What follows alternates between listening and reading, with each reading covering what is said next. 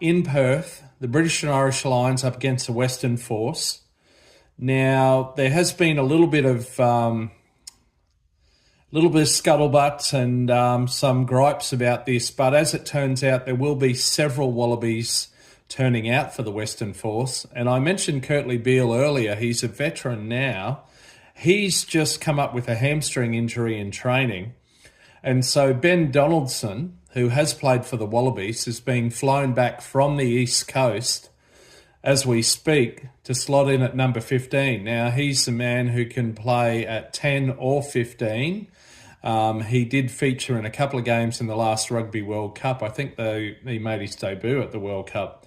And in my view, he is actually challenging for the Wallabies number 10 jersey.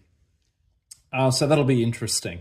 I'll do another video before the game to preview the Western Force squad and probably both squads, but others include scrum half Nick White, hooker Brendan Paenga-Amosa, amongst others.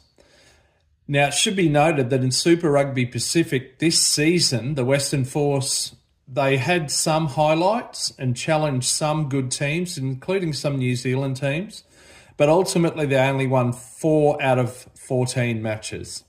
So they didn't too well. They were equal with the Fijian Drua on that count, and the only team below them were the Highlanders from Otago in New Zealand.